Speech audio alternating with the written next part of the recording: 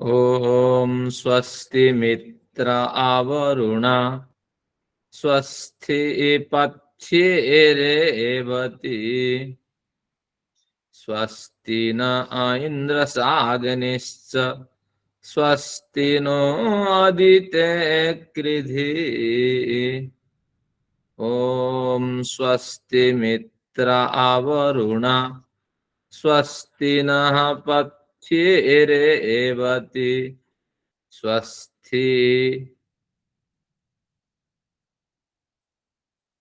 उस स्वस्ति दायक परमेश्वर का स्मरण करते हैं। आप सभी लोगों का पुनश्च मैं धन्यवाद करता हूं। देखते हैं कि आज ईश्वर के किन किन जो गुण हैं उनका हम स्मरण करने के लिए प्रयत्नशील हैं। तो उनमें से हमारे पास मंत्र जो है तो उसको मुझे लाना होगा। मंत्र भी उधर शिफ्ट हो गया। कई अड़चन है। जब तक मंत्र नहीं होगा तब तक आनंद कहाँ आएगा।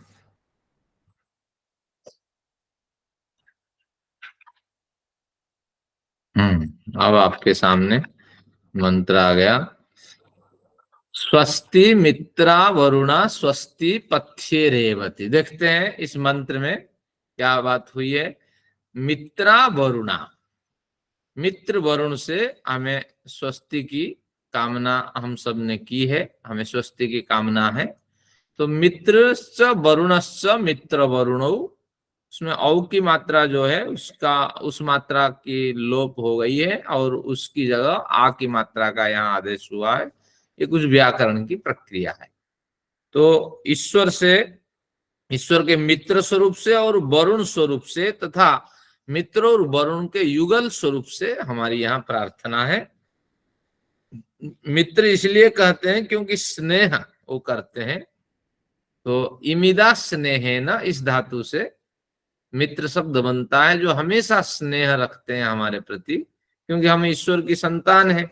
हर संतान के प्रति माँ बाप का स्नेह होता है। तो इसलिए हमारे प्रति ईश्वर, जब माँ बाप हो तो अथाह स्नेह है उनका। तो इसलिए ईश्वर का नाम मित्र है।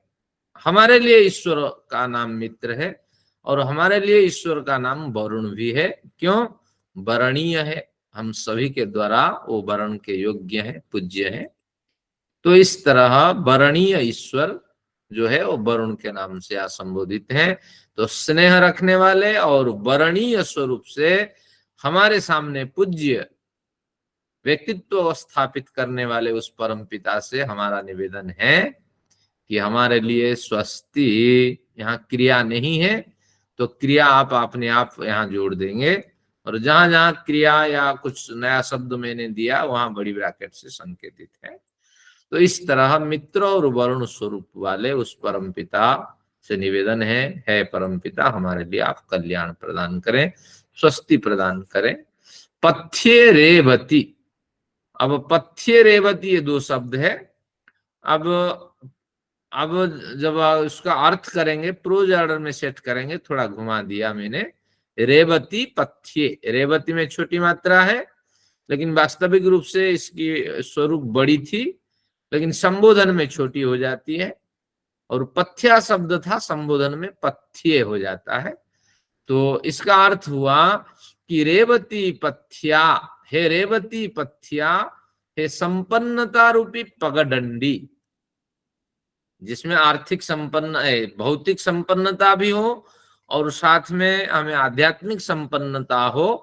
तो वो दोनों संपन्नता जो है वो रेवती शब्द से यहाँ संबोधित है कि जिस पगडंडी पर चलकर मैं द्विविध संपन्नता प्राप्त कर पाऊं, तो उस पगडंडी स्वरूप जो संपन्नता है, जो रेवती पथ्या है, तो उस रेवती पथ्या से, संपन्नता से मेरी प्रार्थना है। तो यहाँ एक अचेतन पदार्थ से क्यों प्रार्थना की गई? क्योंकि ऐसे हमारे यहाँ प्रार्थनाएं देखी जाती है, सामा शांति रेधि, वो शांति हमें प्राप्त हो।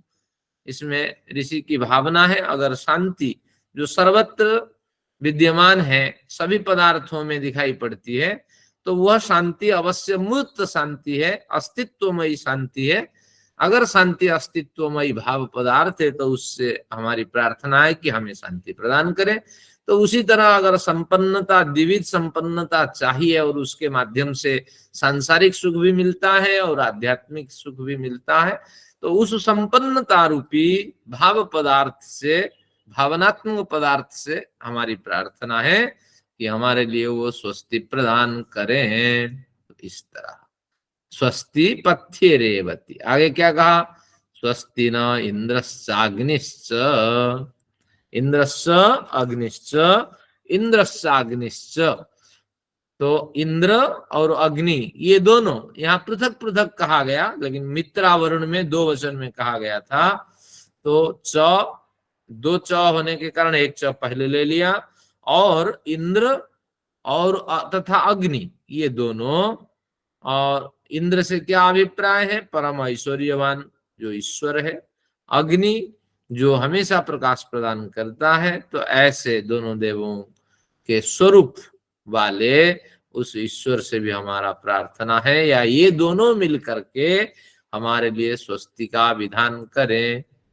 स्वस्ति न अदिते कृधि न, हमारे लिए है अदिति, है अखंडनीय शक्ति परम पिता। स्वस्ति कृधि कल्याण करें, क्योंकि यहाँ क्रियाएं हैं इसलिए बड़ी ब्रैकेट नहीं लगाई। तो नह भी है, स्वस्ति भी है, क्रिया भी है, तो यही क्रिया सब जगह लग जाएगी। तो एक बार फिर देखते हैं क्या हमने प्रार्थना की। ईश्वर के मित्र और वरुण स्वरूप से हमारी प्रार्थना है कि हमारे लिए वो कल्याण प्रदान करें। है आध्यात्मिक और भौतिक संपन्नता की वह छोटी सी पगडंडी, आपसे भी हमारी प्रार्थना है कि हमारे लिए आप कल्याण प्रदान करें।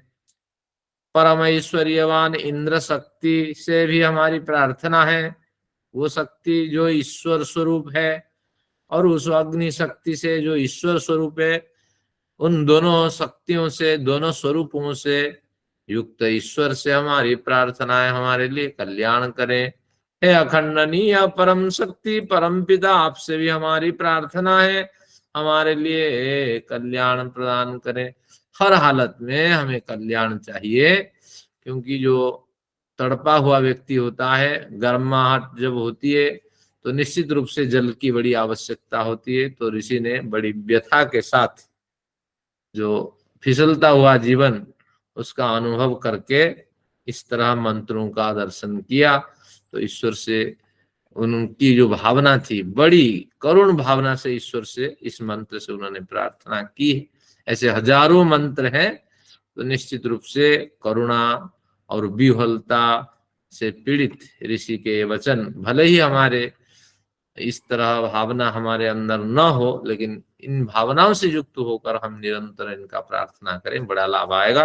मंत्र का भली भांति हमने पाठ नहीं कर पाया था रिकॉर्डिंग क्या के पीछे। कृधि का क्या अर्थ होगा? कृधि यानी करो, कीजिए जी, धन्यवाद। हाँ, हर शब्द के साथ साथ अर्थ दिया है। हाँ, एक बार सभी मिलके मंत्र पाठ एक बार कर लेते हैं। ओम स्वस्ति मित्र आवरुणा स्वस्ति पथ्ये रेवती स्वस्ति न इंद्रश्चाग्निश्च स्वस्ति नो आदिते कृधि। जो अंतिम शब्द होता है, अंतिम जो अक्षर है, उसमें छोटी मात्रा हो या बड़ी मात्रा हो, आपको दीर्घ बोलना है। संयुक्ताद्यम दीर्घम सानुस्वारम विसर्ग मित्र विज्ञम अक्षरम गुरु पदांतस्थम। यानी सूत्र है कि एक श्लोक में चार पैर तो होते ही हैं, लेकिन जब एक पैर समाप्त हो जाए तो वहां आप दीर्घ बोल सकते हैं। स्वस्ति मित्रा आवरुणा, अगर दीर्घ है तो दीर्घ बोले, नहीं तो यहां भी दीर्घ बोल सकते हैं। स्वस्ति पथ्ये रेवती, देखिए छोटी मात्रा मैंने लंबी खींच ली, तो तात्पर्य है कि ये भी द्वितीय पाद के अंतिम मात्रा है, तो इसको भी हम लंबे बोल सकते हैं, ये मात्रा लंबी बोली जाती है। स्वस्ति न इंद्रश्च अग्निश्च, ये यहाँ जो अ है वो ह्रस्व है, लेकिन च के अंदर विद्यमान अ ये भी दीर्घ बोला जा सकता है। स्वस्ति नो आदित्य कृधि, देखिए छोटी मात्रा है, हमने लंबी इस तरह लंबा उच्चारण किया। तो इस तरह उच्चारण के कुछ नियम होते हैं, धीरे धीरे आपका अभ्यास हो जाएगा। आप सबका पुनश्च धन्यवाद। अब आते हैं आचार्य जी, मेरे में जो है स्वस्ति वाचन में मंत्र लेके बैठी हुई हूँ, 58 मंत्र हैं, तो इसमें तो रेवती में त में बड़ी ई लगाई हुई है। हाँ, लेकिन मैंने तो उसको फिर भी वचनीयता न हो मैं देखूंगा। हाँ, पथ्य रेवती में बड़ी हाँ, ई है। मैं बड़ी अपने ई। टेबल पे होता तो इसको बड़ी ये पुष्टि करता, शायद मैंने हाँ, क्योंकि भाष्य मेरे पास से नहीं लिखा होगा। हवन मैं मंत्र का है मेरे पास, मैं लेके बैठी हुई हूँ, उसमें बड़ी ई है। इसका संदर्भ देखता हूँ, पथ्य क्योंकि रेवती। हाँ समय हमारा बचेगा। मैं आपको पीछे रिप्लाई कर दूंगा, ये छोटी है या बड़ी है, क्योंकि भाष्य देखने से पता लगेगा। एक आपने अरे मैं मंत्र बताया था, वो पुरस्ताद शुक्र मुचरत, तो बाकी तो मंत्र सारा ठीक है, आता है, मैं रोज बोलती हूँ इसको। तो पुरस्ताद शुक्र मुचरत, बस इन शब्दों का जरा एक बार बता दीजिए। हम्म तत्चक्षुर पुरस्कार, हाँ देवहितम, ठीक है, पुरस्ताद शुक्र मुचरत, तो बस चलिए सेकंड पार्ट, ये दूसरा दोनों ही पार्ट। बताता हूँ, मैं पुस्तक लाता हूँ। ये दोनों बताता हूँ, कोई नहीं। सत्संग गुटका में तो रेवती का छोटी मात्रा है।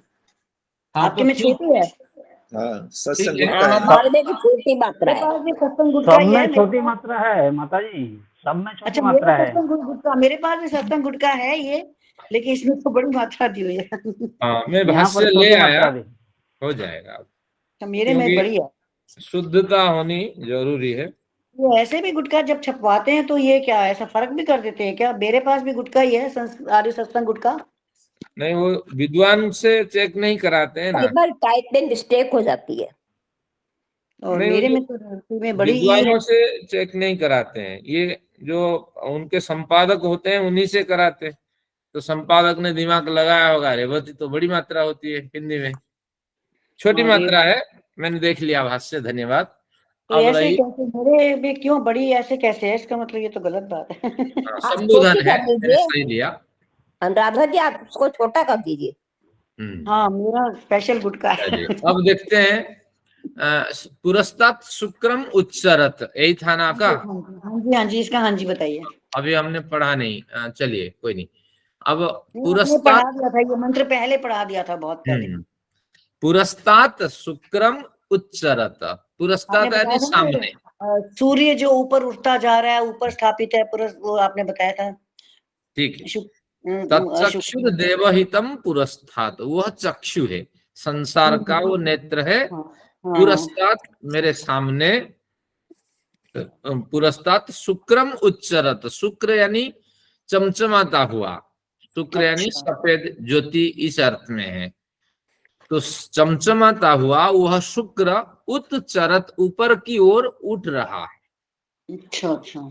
सूर्य संसार का नेत्र है, वह शुक्र है, चमचमाता हुआ मेरे सामने ऊपर की ओर उठ रहा है। और मैं ऐसे उठते हुए, उगते हुए, ऊपर की ओर जाते हुए सूर्य को कितने समय तक देखूं? 100 साल तक देखूं। तो इस तरह सूर्य को निरंतर देखता रहूं, यानी मेरे नेत्र दृष्टि भी बनी रहे, मुझे लंबी आयु मिले, और संसार भी मेरे होते हुए विनाश को प्राप्त न करे। पुरस्ता जो मेरे सामने है और उच्चरत जो ऊपर उठ रहा है। हाँ, उच्चरत, ऊपर की ओर जो चरण कर रहा है, गति कर रहा है। ठीक है, ठीक है, थैंक यू, हाँ जी। चलिए। नमस्ते आचार्य जी। हाँ जी, नमस्ते। यहाँ पर गौएं लिखा हुआ है तो उसकी समझ नहीं आया, गौएं। हाँ, गौएं किरण के अर्थ में है। कहीं कोई विद्वान कुछ लिख देता है, लेकिन थोड़ा प्रामाणिक होना चाहिए। औषधियों से पूर्ण गौएं लिखा हुआ है। हाँ, किरणें, गौएं किरणें के अर्थ में कोई विद्वान होगा, उन्होंने अपनी विद्वत्ता उसमें रख दी होगी। हाँ, इस तरह कुछ भ्रांतियां हैं। जब आएगा हमारे पास शुक्रम उच्चरत, इसी में आएगा शायद, इसकी चर्चा कर लेंगे। चलिए धन्यवाद। अब देखते हैं, विषयांतर हो गए, आधा घंटा हमारा आज थोड़ा आगे पीछे हो गया। कोई नहीं, आज बढ़िया विषय है, आनंद लेते हैं विषय में। बजाज साहब बड़ी देर से कह रखे हैं, मुझे पेज नंबर बता दीजिए। 444 पृष्ठ है बजाज साहब, आज पढ़ेंगे। चलिए जी, सूक्त नंबर भी बता दीजिए जरा। हाँ, मेरे भी सूत्र नंबर है 60 नंबर सूत्र है, पूर्वकृत फलानुबंधात तदुत्पत्ति, ये सूत्र है। पूर्व प्रकरण में हमने पढ़ा था मन के बारे में, और अनुराधा जी ने बड़े श्रम करके उसको बिल्कुल स्पष्ट किया। और सूत्र संख्या 56 में जो हेतु दिए थे, क्या 56 में हेतु था कि ज्ञान जो है, सारे ज्ञान मन से एक साथ गृहीत नहीं होते हैं। तो इस तरह 59वें सूत्र पे बताया था, यथोक्त हेतुत्वात् अणु मनः, जो मन है पूर्वोक्त हेतुओं से सिद्ध हो जाता है। ये अणु परिमाण वाला है, इसका आयतन बड़ा छोटा है, एक शरीर में ये मन रहता है, और साथ में ये मन एक शरीर में होने पर भी, अणु होने पर भी एक देशी स्थिति में बना रहता है। तो इसलिए मन से अनेक विषय गृहीत नहीं होते हैं, मन के सामर्थ्य बहुत छोटा है, मन का सामर्थ्य। तो इस तरह हमने अध्ययन किया था। तो अब हमारे क्या है, प्रमेय जो 12 प्रमेय है उनका थोड़ा स्मरण करते हैं। आत्मा, शरीर, इंद्रिय, अर्थ, आत्मा, शरीर, इंद्रियार्थ, बुद्धि, मनः। अभी तक 6 प्रमेय का हमने अध्ययन किया।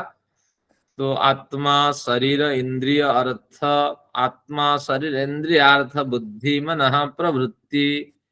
और प्रवृत्ति का अर्थ हमारा कर्म है। कर्म, इस कर्म या प्रवृत्ति एक न्याय शास्त्रीय शब्द है, उसका अर्थ कर्म है। तो उसका अध्ययन आज शुरू करते हैं। तो उसमें कुछ बड़े रहस्य मिलेंगे। तो देखते हैं आज के जो रहस्य, इसको नोट करके रात में गुनगुनाते रहिए, आज बढ़िया नींद आएगी, फिर आपके जीवन में एक बड़ा परिवर्तन होगा। इसको सुनते रहिए। क्या कहते हैं, देखिए, पूर्वकृत फलानुबंधात तदुत्पत्ति। जो कर्म है, पहले कर्म तो योग दर्शन के सहायता से हम समझ लेंगे। कर्म 2 प्रकार के होते हैं, सकाम और निष्काम। इसको आप नोट करें, भूल जाएगा, क्योंकि उम्र के हिसाब से भूलते हैं। सकाम निष्काम 2 प्रकार के कर्म होते हैं। निष्काम तो जो साधकों के स्तर का कर्म होता है, इसको छोड़ दीजिए। अब हमारी जो लड़ाई है सकाम कर्म के साथ है। ये कर्म भी 3 प्रकार के होते हैं, पाप है, पुण्य है और मिश्रित है। तो इस तरह कर्म देखें तो कम से कम 4 प्रकार के कर्म हैं। लेकिन अगर उसको वर्गीकृत करके देखें, सकाम निष्काम 2 प्रकार के कर्म हैं। सकाम 3 भाग में, और निष्काम का कोई भाग होता ही नहीं है, क्योंकि बिना कर्म से कुछ होता नहीं। वही निष्काम कर्म फिर हमें मुक्ति तक ले चलता है। सर जी, पाप, पुण्य और निवृत्ति मिश्रित कर्म होता है। अच्छा जी।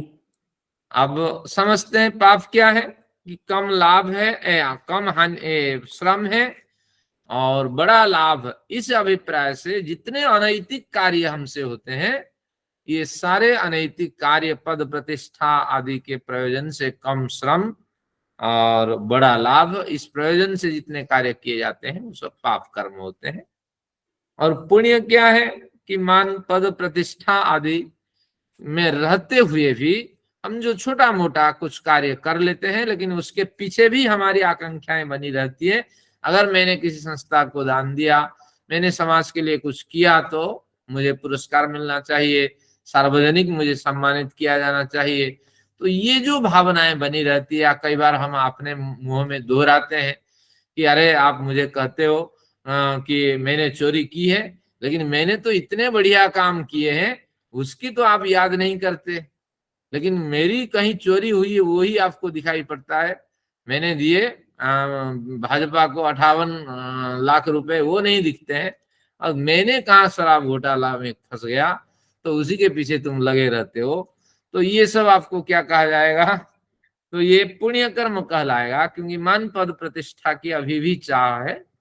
भले ही हमने जीवन शैली बदल दी है, तो सम्मान की जो जहाँ चाह रहती है और दान भी होता है।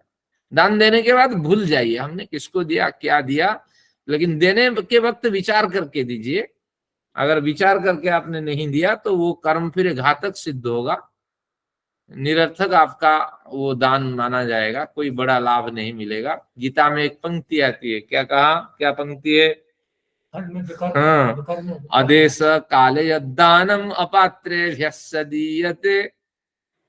बिना देश में, जिस देश में आवश्यकता नहीं है, संपन्नता की बस्ती है और वहां दान देंगे तो आपके दान के कोई कदर नहीं होना है।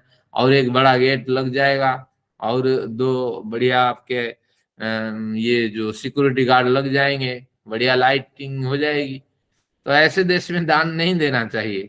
आदेश काले यद्दानम अपात्रेभ्यः सदीयते, जो पात्र नहीं है उसको अगर दान देंगे, एक अध्यापक है, भले ही वो पंडित बन करके बैठा हुआ हो, उसकी भी पेंशन आ रही है, तनख्वाह आ रही है, तो बस उसको देते रहिए, हाँ जी माता जी दे दीजिए, इस हाथ से लिया इस हाथ से जेब में डाला। तो ऐसे स्थिति में आपको दान नहीं देना चाहिए, बल्कि उससे दान निकलवाना चाहिए समाज कल्याण के लिए। तो इस तरह आप मन बनाइए, देखिए व्यक्ति को तराशिए। तो इस तरह क्या बना, आदेश काल यद्दानम अपात्रेभ्यश्चदि असत्कृतम अभिज्ञातम।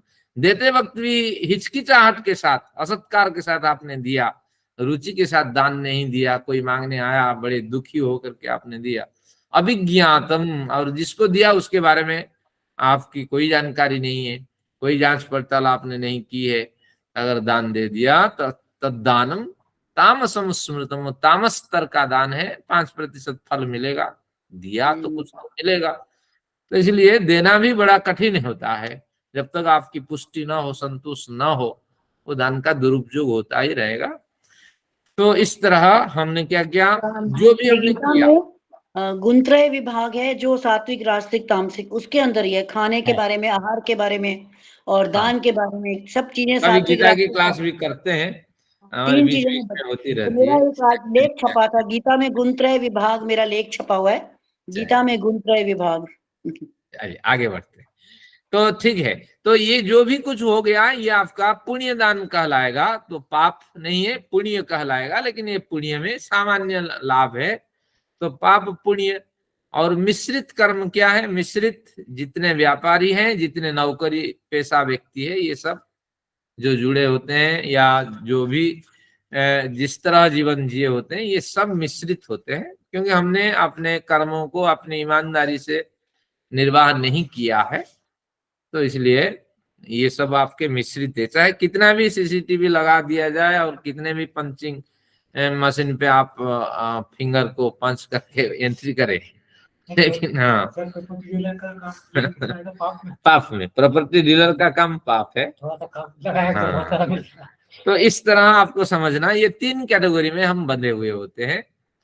तो अब ये आपका कर्म हो गया। अब देखते हैं, ये जब शरीर समाप्त हो जाता है तो फिर इसका एक इवैल्यूएशन होता है, उस हिसाब से जिस कर्म की अधिकता है उस कर्म के हिसाब से आपको नया शरीर मिलता है। अब यहीं से सूत्र शुरू करता है। आज महत्वपूर्ण प्रकरण देखिए क्या कहता है, पूर्वकृत फलानुबंधा तदुत्पत्ति तस्य शरीरस्य उत्पत्ति।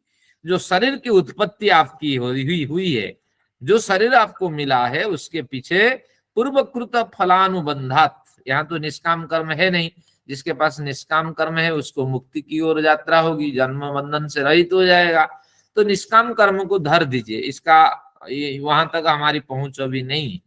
लेकिन हम जो पूर्वकृत कर्म है, पाप पुण्य और मिश्रित कर्मों के फलों के अनुबंध से, हमारी इस फलों के अनुबंध से हमारा इस शरीर का निर्माण हुआ है, हमारी इस शरीर की उत्पत्ति, हमारे इस शरीर की उत्पत्ति हुई है, ये कहना चाहते हैं।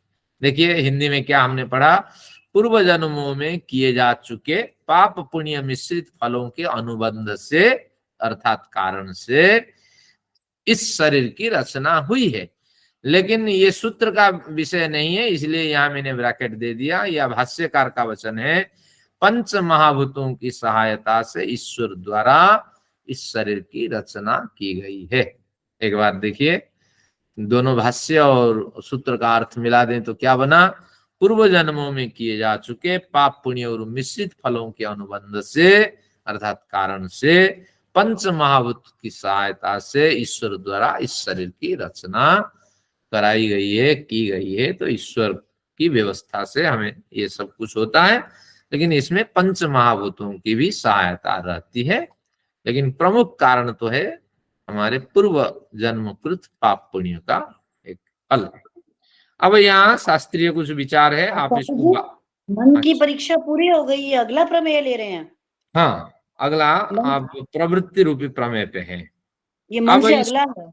हाँ, अब इस जो आपने शरीर की बातें आपने पढ़ी है, तो अब थोड़ा उसमें विचार को कोंद देने वाले एक उदाहरण में रखता हूं, इसको आप सोचिए। जैसा किसी का शरीर नाटा है, किसी का पतला है, किसी का विकृत है, किसी का सुंदर है, ये शरीर आप देखते हैं। इस शरीर की बात नहीं की जा रही है, बल्कि ऐसी शरीर की बात की जा रही है कि एक कोई जबरदस्त शरीर वाला है और कोई निकृष्ट शरीर वाला। जबरदस्त शरीर वाला निकृष्ट शरीर वाला पे हमला करता है, और बेबसी के साथ निकृष्ट शरीर वाला क्या करता है? मारा जाता है, चीर फाड़ करके उसको खा लिया जाता है। इसी की बात कर रहा है। ध्यान दीजिए, मैं आज सुबह घूम रहा था, इस उदाहरण पे सुबह मैं क्या करता? व्यायाम करता। जैसे घर से निकला, एक बाज तुरंत बड़े हल्के से नीचे उतरी और कोई रेंग रहा था, वही गिलहरी आदि जैसे प्राणी, मैंने तो देखा नहीं, तो उसको पंजे पे उठा करके तुरंत उड़ गया। बड़े होशियारी शातिर के साथ आया और उसको इधर उधर घूमने का अवसर नहीं था, मेरे सामने उसको उठाया और चल दिया ऊपर, लटका हुआ चेंचें करता हुआ मैंने आवाज सुनी।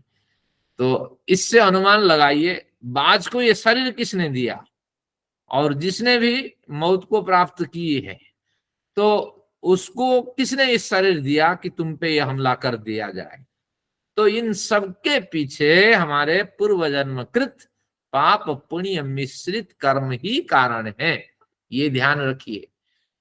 हमारा शरीर, इसको पढ़ करके यहाँ तक हमारा दिमाग नहीं जाता है, बल्कि शास्त्रकार यही कहना चाहते हैं निश्चित रूप से जो भी शरीर जिसको मिला है दूसरा उस पे भी आश्रित होता है, तो उसी के उसको शिकार बना करके। तो ये सारी व्यवस्था के पीछे, इन सारी व्यवस्थाओं के पीछे पूर्व जन्म में किए जा चुके पाप पुण्य मिश्रित फल है, और उस हिसाब से किसी को सुख मिलता है तो किसी को दुख मिलता है, और इस तरह हमारी यात्रा चलती है। ये तो मनुष्य के शरीर पर भी है, जैसे कोई विकलांग ही पैदा होता है। नहीं, भावनाओं को मैं वही कह रहा हूँ, भावनाओं को अधिक सक्रिय बनाने के लिए कहा, तो यहाँ भी लागू होता है। कोई विकृत है, कोई विकलांग है, कोई कुछ है, कोई आंखें नहीं है, पैदा होते हैं तो विकलांग पैदा होते हैं कई। अब ये इन उदाहरणों से इतने हम गहराई तक नहीं जाएंगे जितनी हत्याएं होती है और सबल व्यक्ति दुर्बल पे अत्याचार करता है। तो ये सब आप इस तरह समेट करके समझ लेना चाहिए। जो कुछ शरीर हमें मिला है तो उसके पीछे कारण क्या है? हमारे पूर्व जन्मकृत पाप पुण्य मिश्रित सकाम कर्म, ये एक्सीडेंट से मारा जाता है। हाँ, अब हमारे इंजीनियर साहब कह रहे हैं कि एक्सीडेंट से अगर व्यक्ति मारा गया तो इसमें क्या कारण है? बिल्कुल कारण यही है। कारण क्या है? बिना कर्म के कुछ नहीं होता है। यहाँ 3 कर्म आप लगाइए, हमारी इसमें गलती होगी। क्या क्या है? 3 कर्म है कि तात्कालिक परिस्थिति, अपना क्रियमाण कर्म, और क्या है? 3 है प्रारब्ध, क्रियमाण कर्म और तात्कालिक परिस्थिति। ये तीनों इसमें कारण है, आपको ढूंढना है। अब इसको बारीकी से और आगे थोड़ा समझेंगे। हाँ, अभी मैं नहीं खोलता हूं, धीरे धीरे खोलूंगा इसको। देखिए, तो इतना तो समझ में आ गया, जो कुछ शरीर की संरचना है, प्रजातियों की संरचना है, तो उसके पीछे हमारे कर्म ही कारण है। देखते हैं 3:2:61 में क्या कहा। धीरे धीरे ये बढ़िया विषय आज खोलेगा। भूतेभ्य, दुश्मन ने गोली मार दी। अभी आएगा ऊपर। भूतेभ्यो मृत्युपादानवत् तदुपादानम। 61 नंबर सूत्र देखिए, भूतेभ्यो मृत्युपादानवत् तदुपादानम। भूतेभ्य 5 भूतों से, भूत यानी पंच महाभूतों का कथन है, ये पंचमी बहुवचन है, तो 5 महाभूतों से मृत्युपादानवत्, जो मूर्त पदार्थ मिलते हैं हमें, उपादान यानी प्राप्ति, 5 महाभूतों से मूर्त यानी दृश्यमान जो पदार्थ प्राप्त होते हैं, उसी के समान शरीर की रचना हुई है। ऐसा क्यों नहीं मान लेते हैं? यहाँ पूर्व पक्षी का विचार है। पहले सिद्धांत अपना विचार रख दिया, कुछ भी होता है उसके पीछे कर्म कारण है। तो अब उन्होंने कहा, पूर्व पक्षी ने, हम नहीं मानते। क्यों नहीं मानते हैं? क्योंकि भूतेभ्य 5 महाभूतों से मूर्त यानी दृश्यमान बड़े पदार्थ प्राप्त होते हैं, दृश्यमान बड़े पदार्थ हमें प्राप्त होते हैं, तो उनके पीछे क्या कर्म हो सकता है? क्या बड़े पदार्थ प्राप्त होते हैं 5 महाभूतों से? देखिए, इसमें कहा ईंट मिल जाती है हमें, पत्थर, बालू, रोड़ी, मिट्टी, तो इनमें से कुछ तो बनी बनाई नेचर में मिल जाती है, कुछ हम बना लेते हैं, ईंट बना लेते हैं हम, पत्थर बालू भी हम बना लेते हैं, कुछ तो नेचुरल मिल जाती है, तो कुछ नेचुरल और कुछ हम बना लेते हैं। भैया, इसके पीछे क्या कर्म कारण है बताओ? कौन सा कर्म है? जब हमने ईंट, मिट्टी से ईंट बनाई, तो मिट्टी ने क्या पाप किया था? तो क्या पाप किया था जिसके कारण से ईंट में परिवर्तित हो गई हो? तो बस निश्चित रूप से जैसे ये पदार्थ हमें 5 महाभूतों से मिल जाते हैं, तो निश्चित रूप से ऐसे बनाइए, बताइए 5 महाभूतों से शरीर की रचना हुई है, हानि क्या है? क्योंकि है तो पंचभौतिक शरीर, तो इसलिए शरीर की उत्पत्ति का कारण कर्म फल नहीं, हम मानने के लिए तैयार नहीं है। तो इस तरह एक जबरदस्त पक्ष पूर्व पक्ष ने रखा। तो आप देखते हैं 62 नंबर सूत्र पे सिद्धांत क्या विचार देता है। न यानी आपकी बात ठीक नहीं है, आपने जो कहा आपकी बात बिल्कुल ठीक नहीं है। क्यों नहीं है? साध्य समत्वात्, आपका पक्ष अभी भी साध्य सम स्तर में है। साध्य सम, साध्य जैसा, साध्य की समता के साथ युक्त है। 2 पदार्थ होते हैं, एक साध्य एक सिद्ध। सिद्ध हो जाने से सिद्धांत बनता है, लेकिन जब तक सिद्ध नहीं हुआ है वो अभी तक सिद्धांत नहीं बना हुआ है। तो इसलिए साध्य सम स्तर पे आपका पक्ष है। कोई मित्र आ रहे हैं? तो साध्य सम स्तर पर हमारा पक्ष है, ये इनका कथन है। अर्थात सिद्ध अभी बना नहीं है, अभी भी विचार कोटि में है। और विचार कौन करेगा? आप विचार करें इस पर, और हम भी विचार करते हैं, आने वाली पीढ़ी भी विचार करें। ये रोड़ी, बालू, ईंट, इसके पीछे क्या कर्म कारण है? रोड़ी, बालू, मिट्टी के पीछे भी कर्म कारण है। ये भी उपादान बन करके जिनको भोग पहुंचाना है, तो उनके लिए ये तैयार रहते हैं, और वो आत्मा आकर के उन्हीं जगह पे निवास करती है, उन्हीं जगह पे जन्म लेती है। तो निश्चित रूप से 5 महाभूतों की सहायता से ही पूर्व कर्म को हम भोगते हैं, ये आपको मानना पड़ेगा। तो इस तरह ये विचार कोटि में है। आपने जो कहा कि ये बिना कर्म के पैदा हो जाते हैं, हम नहीं मानते हैं। भले ही इनका कर्म ना हो, लेकिन कर्म फल को भोगाने के लिए इनका निमित्त तो मानना पड़ेगा। तो निश्चित रूप से कर्म फल भोगने के प्रयोजन से इनकी उत्पत्ति होती है। आइए कुछ रहस्य खोलते हैं, कैसे कर्म फल को भोगाने के लिए इनकी उत्पत्ति होती है, इस विषय को समझे। माँ बाप से जन्म मिलता है हमें, तो जो पति पत्नी का संबंध है ये पूर्वकृत नहीं है, ये प्रारब्ध द्वारा निर्दिष्ट भी नहीं है। क्योंकि प्रारब्ध जो है 2 बार फल देता है। भैया साहब, कब कब फल देता है?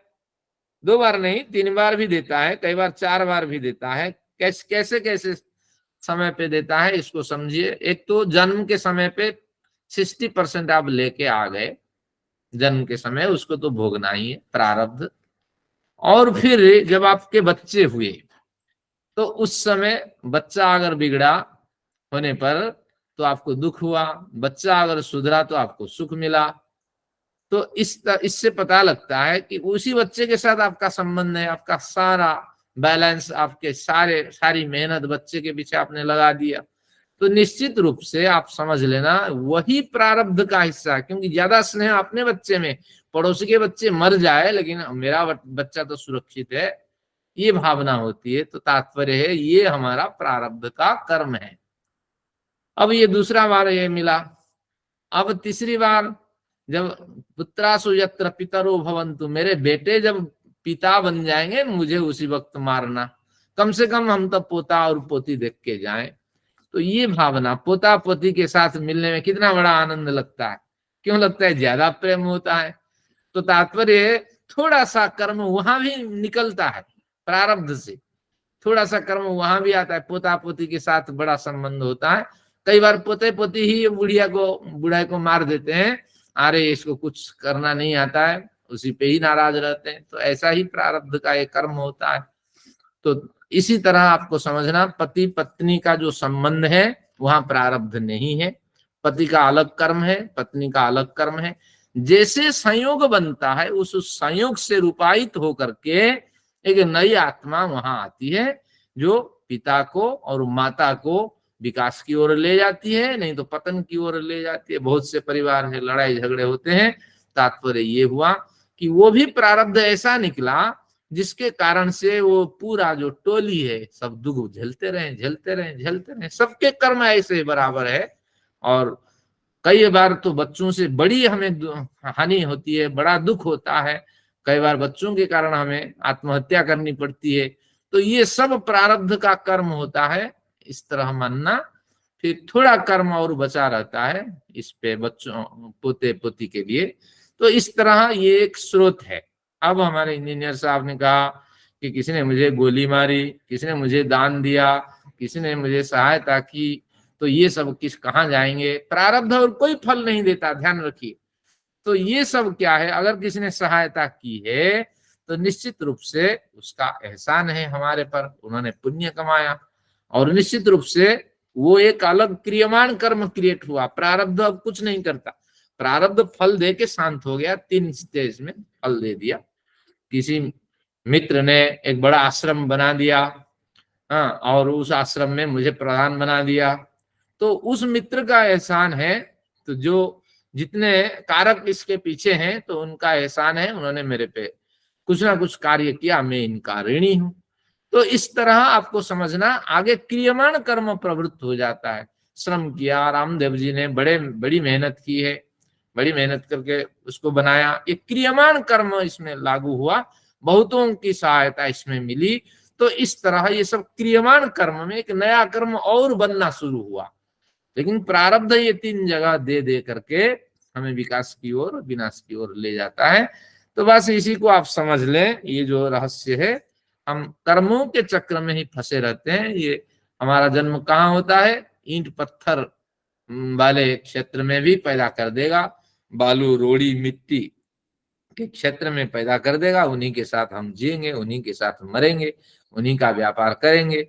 तो इसी तरह ये भी हमारे कारण बनते हैं कर्म फल भोगने में। किसी ने दुश्मनी हो गई, उसने गोली मारा, हाँ, किसी ने अगर गोली मारी तो ये भी क्रियावान हुआ, क्रियमाण कर्म के स्तर में वो चला गया, वो आकस्मिक क्रियमाण कर्म है।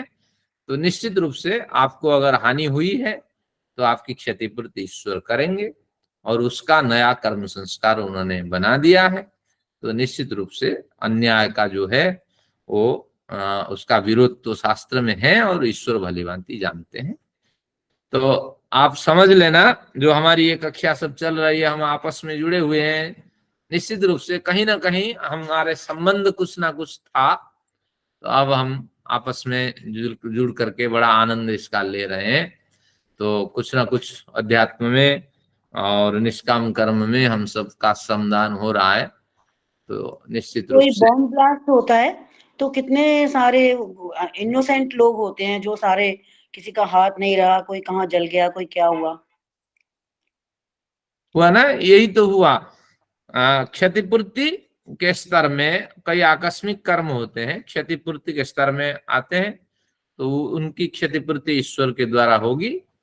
उनके और पिछले कर्म तो नहीं कहेंगे कि पिछले कर्म थे उनके नहीं, ऐसे जो इसमें पिछले वहां कर्म नहीं, पहुंचे, वो वहां खड़े थे, बाई चांस वो थे, तो पिछले कर्म होंगे जो वो वहीं खड़े हुए थे?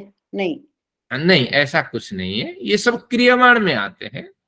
यहाँ तो क्रियमाण। पति पत्नी का विवाह भी पिछले कर्म के हिसाब से नहीं है, क्योंकि पिछला कर्म प्रारब्ध तो 3 स्तर में एक्टिव है, किसी किसी के 2 स्तर में, किसी किसी के अभी कहेगा बच्चे होते नहीं है, तो इसलिए प्रारब्ध निकला ही नहीं है उनका। तो फिर ये बात लेकिन भी गलत है कि जोड़ियां बन के ही आती हैं पहले ही? नहीं, ऐसा सिद्धांत कुछ नहीं है। नहीं है, वैदिक सिद्धांत नहीं है। ये तो केवल हिंदुओं की जोड़ी बनेगी, मुसलमान की तो 5 जोड़ियां बन जाएगी फिर। हाँ। तो फिर जो राजनेता है उसकी तो कितनी जोड़ी कौन जाने। 10,000 में एक जोड़ी बन जाती है उसकी। चलिए, धन्यवाद।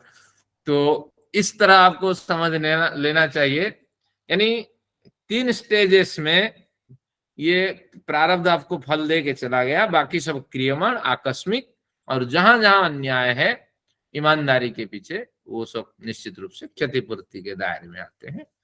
तो इस तरह एक बढ़िया प्रकरण है ये। आगे बढ़ते हैं।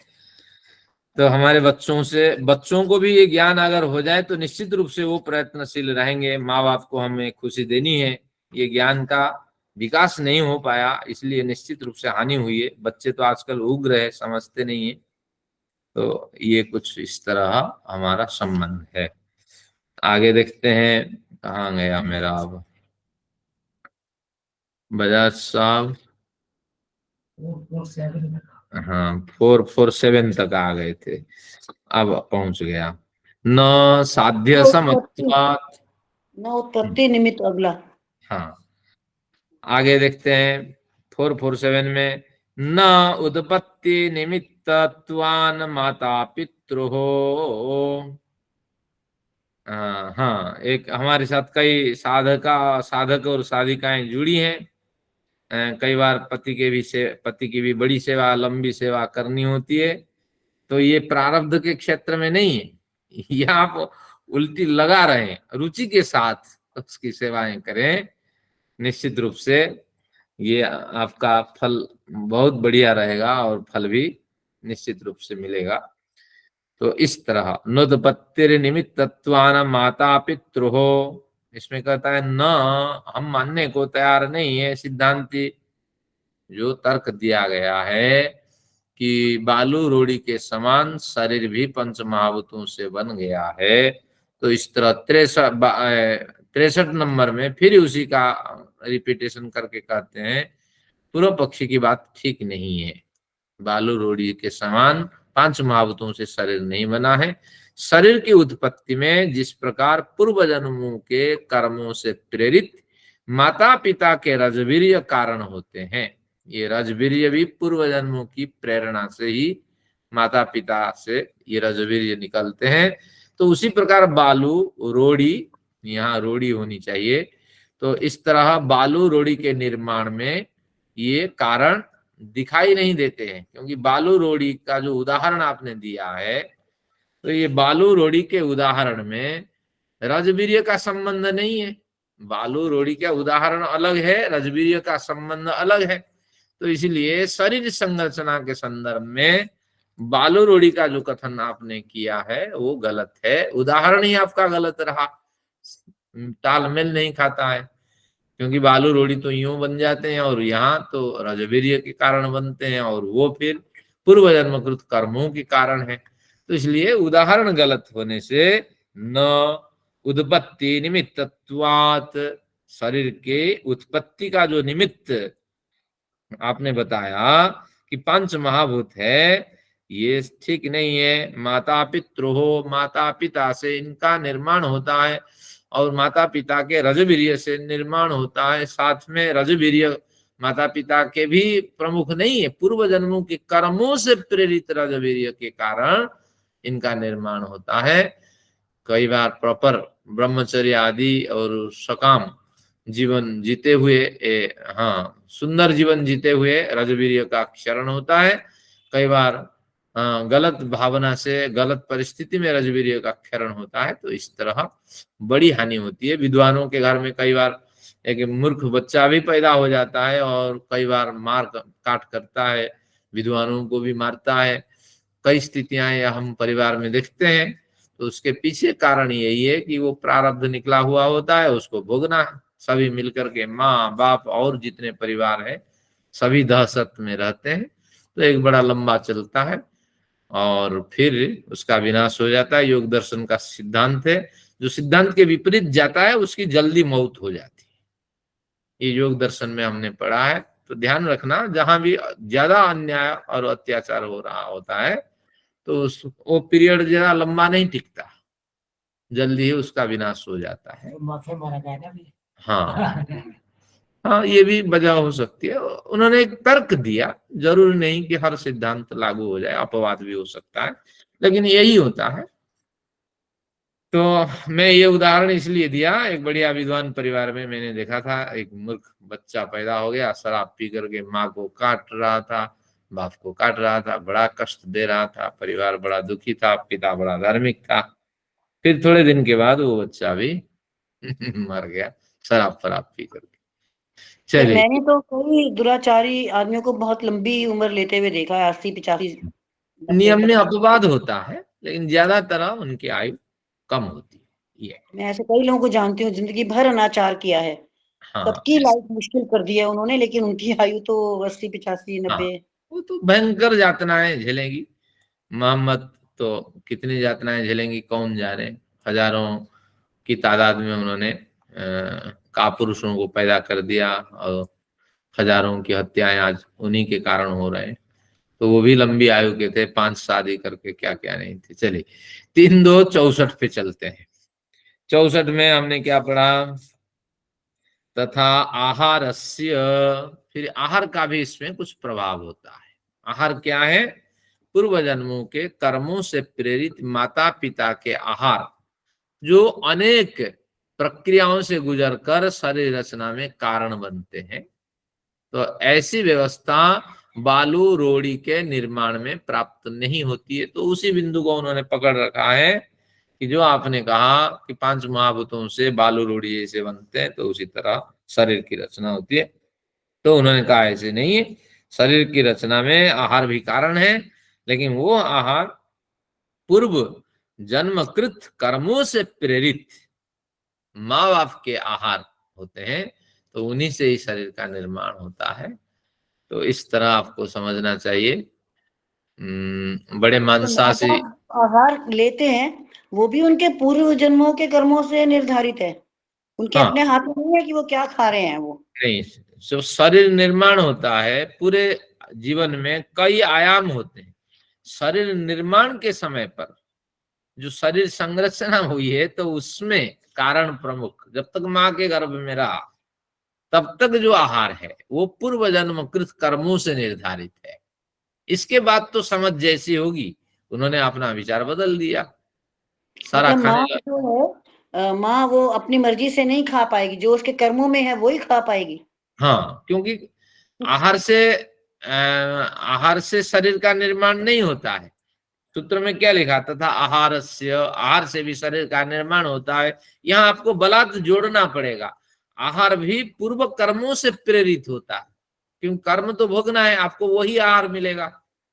अब लाखों कोशिश करें, गर्भ में जब तक संतान है, उस संतान के पोषण के लिए और संतान के परिपुष्टि के लिए उस समय तो वही आहार मिलेगा जो पूर्व जन्मकृत कर्म से निर्धारित है, क्योंकि उसी से ही उसका शरीर बनेगा।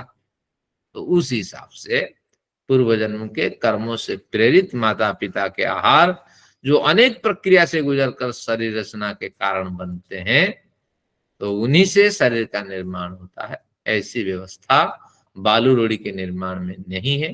तो इसलिए ये उदाहरण ग्राह्य नहीं, ये आपको मानना पड़ेगा। जो इसको ना माने सिर्फ यही कहे कि आहार भी निर्माण में सहायक है, लेकिन ये बात ना माने कि आहार भी पूर्व निर्धारित है, हाँ, क्योंकि वो स्वतंत्र है व्यक्ति इसमें अपने समस्या, काम में। हाँ बिल्कुल, इसमें और वो समस्या क्या है कि उन्होंने पहले बात छेड़ दी है कि सब कुछ कर्म के आधार पे है। तो इसलिए उसकी पुष्टि के लिए फिर आपको आहार की संगति लगाने में कठिनाई होगी। तो जब तक शरीर का निर्माण होता है तो पूर्व जन्म कृत कर्मों से प्रेरित, इतना आपको जोड़ना पड़ेगा तभी संगति बैठेगी, क्योंकि बिना कर्म के कुछ भी नहीं होता है, ये इनका कथन है। तो आहार मनुष्य अपने व्यवहार में स्वतंत्र है इस जन्म में, तो उसका आहार वो क्या खा रही है माँ, ये कैसे निर्धारित होगा कि उसके पूर्वजों के कर्म निर्धारित करेंगे कि माँ क्या खा रही है? ऐसी व्यवस्था तो उनके बात सामने मुझे आप कुछ जम नहीं रही है। हाँ देखिए ना, ऐसी व्यवस्था उनके सामने आ पहुंचेगी जिसके कारण से उनको उन्हीं आहारों से ही गुजार करना पड़ेगा, क्योंकि शरीर को ऐसा ही निर्माण करके देना है। शरीर निर्माण की बात चल रही है यहाँ, शरीर के ये तो निर्माण। आचार्य जी अविद्या है, ये मुझे उनकी भी अविद्या नहीं है। था। वो अगर गलत आहार ले रहे हैं या कुछ कर रहे हैं, उनकी माता पिता की अविद्या है। ये हाँ प्रारब्ध नहीं कह सकते, उनका ये प्रारब्ध ही सब ऐसा है कि वो वजह वैसा से आहार लेंगे, हम नहीं कह सकते ये बात। उस समय उनका जो आहार है माता का, अब हम भी थे, माता बने हैं जब है, तो हमारी मर्जी से खाते हम क्या खा रहे हैं, क्या बना रहे हैं अपने लिए। देखिए इसमें, वो हाँ तो मेरा जीव पक्ष बताना क्या है, स्वतंत्र है जी। सूत्र हाँ में स्वतंत्र केवल है, लिखा है, जीव अपने कर्म सूत्र में में, स्वतंत्र है, तो मेरा आहार कैसे डिटरमिन होगा कि मैं क्या खा रही हाँ हूँ कि पिछले ठीक जन्म है, से निर्धारित हो जाएगा। मैं इसकी पुष्टि करता हूं।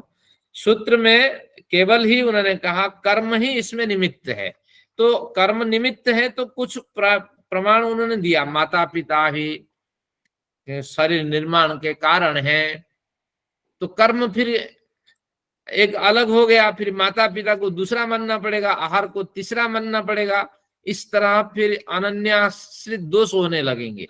सूत्र को नहीं तैयार नहीं, करते, माता पिता से तो ठीक है, उत्पत्ति हो गई, फिर उसके बढ़ने के लिए तो आहार चाहिए ना। देखिए सूत्रकार फिर अपने माता पिता विचार क्या रखते करेंगे, हैं। तो माता फिर पिता कर्म ने कुछ नहीं कर्म करना। कर्म करने में तो तो स्वतंत्र एक है ना बात जी देखो, माता पिता। हाँ, इस पे विचार करते हैं। देखिए सबसे आचार्य जी पहले सूत्रकार और का, उत्पत्ति होने के बाद एक बार कंसीव हो गया तो उसके बाद पिता ने क्या करना है, माता आहार लेगी जो लेगी, अब वो उसके स्वतंत्र है, वो जो खाएगी, वो गोलगप्पे ठीक है खाए कि आइसक्रीम खाए चाहे पहले मुझे बोलने दीजिए। जो सूत्रकार ने प्रतिज्ञा कर ली पूर्वकृत कर्मों के कारण ही शरीर मिलता है, इतनी तो पुष्ट है। जब पुष्ट है, जितने विचार देंगे तो फिर आपको जोड़ना पड़ेगा, कर्मों के कारण शरीर मिलता है, फिर माँ बाप के कारण शरीर मिलता है, फिर आहार के कारण शरीर मिलता है, तो फिर शरीर निर्माण में अनेक कारण आपको मानने पड़ेंगे। बात समझ रहे हैं, कठिनाई कहाँ आ रही है? आचार्य जी कंसीव करने तक तो आहार मैटर करता है, कंसीव करने तक तो आप माता पिता का सिद्धांत नहीं आहार समझ मैटर रहे, करता है, अपना पक्ष रख रहे हैं। सूत्रकार कंसीव को करने हमें के बचाना बाद है। तो नहीं मैटर बेटे करता आहार। बेटे एक मिनट, जब बच्चा पैदा हो गया और माँ को कुछ हजम नहीं हो रहा तो उसको फीड कैसे कराएगी देखिए भाई? सूत्रकार को हमें वो तो बचाना अलग है। बात है। सूत्रकार कहते हैं क्या, उनकी प्रतिज्ञा, अर्थ तो कुछ भी आप कर देंगे ये साफ दिखता है। सूत्रकार कहते हैं 60 नंबर सूत्र पे ध्यान दीजिए, शरीर के निर्माण, शरीर का निर्माण पूर्वकृत कर्म फलानुबंधी। अगर इतना कह दिया तो जितने सूत्र देंगे उसी के पक्ष में पुष्ट करना है, तभी तो आप भाष्यकार बनेंगे। ऐसे नहीं कह सकते कि माँ बाप भी इसमें कारण है, पूर्वकृत कर्म कहाँ गया ना, वो एक कारण मानना पड़ेगा, माँ बाप कारण है वो एक दूसरा कारण मानना पड़ेगा, फिर आपको मानना पड़ेगा कि आहार भी एक कारण है, ये तीसरा मानना पड़ेगा। तो कौन सा प्रमुख, कौन सा गौण, इसमें आप फंस जाएंगे तो फिर सूत्र का सही न्याय नहीं कर पाएंगे। शायद आप जो भाष्य पढ़ रहे हैं उसी के तो चक्र जो में जा रहे व्यावहारिक हैं। बात जो बता रहे हैं, व्यावहारिक बात जो हम बता रहे हैं कि जो हुआ तो उस समय हमने खुद हाँ, डिसाइड किया कि क्या खाना है, हमें तो कोई क्या ऐसा सही क्या अपने विचार से लेना है, अभी तो सूत्रकार की पुष्टि हमें करना है, उसी हिसाब से हमें चलना है। तो ये कहते हैं अगर माँ बाप के कारण संतान को शरीर मिलता है तो पूर्वकृत कर्म फलानुबंधी, यहाँ जोड़ते जाएंगे, अध्यार होता रहेगा ना सूत्र साहित्य का, तभी तो आप आनंद पाएंगे। सब जगह पूर्वकृत कर्म फलानुबंधी जोड़ता जाएगा जितना जितना आएगा।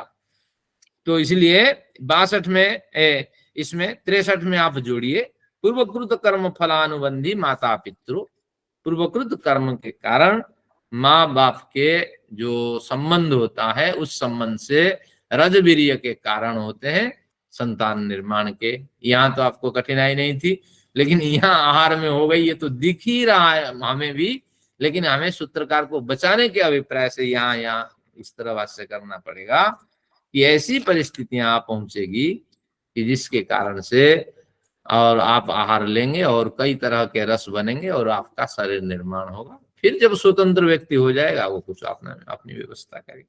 तो ये मेरा अभिप्राय है। बाकी तो आप सूत्र पढ़ रहे हैं, आप अपने विचार से निर्णय लें, हमें तो सूत्रकार को हाँ, बचा तो इसको इस तरह से संगत लगा सकते हैं कि अगर मैंने उस समय पर जो माता ने खाना है वो उसके प्रारब्ध के हिसाब से ही वो ऐसे घर में या उसको ऐसा सामान उपलब्ध होगा। हमें सूत्रकार को बचाना है, वो आप विवेक कर लें, कोई ऐसे हाँ, आगे देखते। क्योंकि प्रतिज्ञा के विपरीत भाष्य हो तो फिर वो भाष्य महत्व नहीं रहता। आगे देखते माँ हैं। अगर कोई बहुत गरीब घर में है, उसके प्रारब्ध के अनुसार है तो वो वैसा ही आहार लेगी, बहुत से वैसा ही तर्क आहार हो लेगी। सकते हैं। हाँ, आगे नहीं, और एक ऐसा अगर ऐसा अच्छे है, घर में है आप तो भाष्य अच्छा पढ़ेंगे आहार ना, ले अगर सकेगी। भाष्य में जो हम कह रहे हैं वो बिल्कुल ठीक है। हाँ, आप पढ़ के देखिएगा तो व्यक्ति भाष्य पढ़ा है स्वतंत्र। हमने, भाष्य में बिल्कुल हाँ। हम सही कह रहे हैं। तो इस तरह 3 कारण अगर आपको अच्छा लगता है तो आप माने, नहीं तो सूत्रकार की पुष्टि में आप अध्ययन करें। अभी तो आप ज्ञानी विद्वान बन चुके हैं, कोई हानि नहीं है। आगे देखिए 64 पे आइए। 64 के बाद 65, यहाँ 65 होना चाहिए। प्राप्तौ च अनियमात।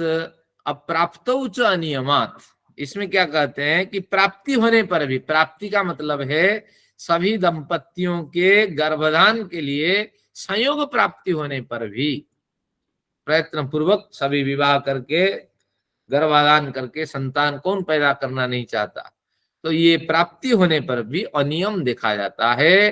क्या नियम देखा जाता है कि संतान प्राप्ति के कारण नहीं बनता।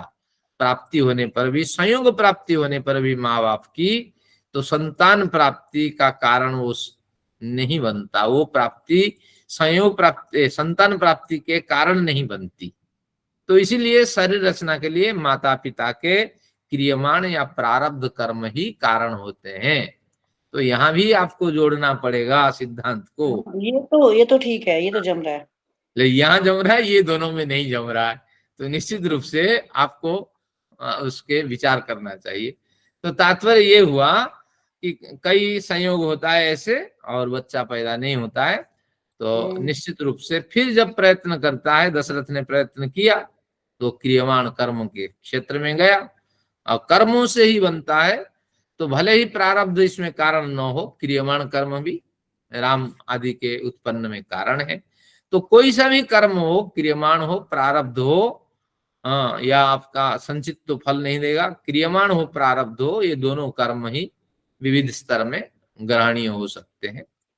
तो निश्चित रूप से यहाँ भी अगर क्रियमाण कर्म को देखें, आहार में, आहार प्राप्ति में कर्म ही कारण है, तो क्रियमाण कर्म को भी कारण मानने पड़ेंगे शरीर निर्माण में। तो इसकी इस तरह पुष्टि हो जाएगी। अगर यहाँ प्रारब्ध कारण नहीं बनता तो क्रियमाण कर्म, यानी जिस परिस्थिति में, जिस घर में वो गया हुआ है, गई हुई है महिला, तो निश्चित रूप से उस घर में प्राप्त क्रियमाण कर्म से, गृहित भोजन से शरीर का निर्माण होता है। तो इस तरह कर्म तो हर जगह आपको लगाना पड़ेगा, फिर इसकी संगति बैठेगी। चलिए, कुछ हमने आज अध्ययन किया, बढ़िया है। कुछ आपने भी विचार दिए। तो आज का सत्र ही समाप्त करते हैं, समय भी हो गया है। आप सभी का पुनः धन्यवाद। और फिर प्रारब्ध से पुरुषार्थ महान है। निश्चित है, क्योंकि प्रारब्ध कई बार होता है, जैसे मेरी अब कई बार ऐसा है, आपने पूरी तैयारी की हुई है एग्जाम की, मान लीजिए, और एग्जाम के दिन में आपको कोई 3-4 बुखार हो गया, आप बिल्कुल किसी हालत में एग्जाम देने नहीं जा पा रहे। हमारे स्टूडेंट्स के साथ में होता था कई बार ऐसा। मैं तो 4 स्टूडेंट्स हैं, तो कभी किसी की कोई प्रॉब्लम है किसी की, तो वो नहीं एग्जाम दे पाई। अब उसका तो कोई फॉल्ट नहीं है इसमें,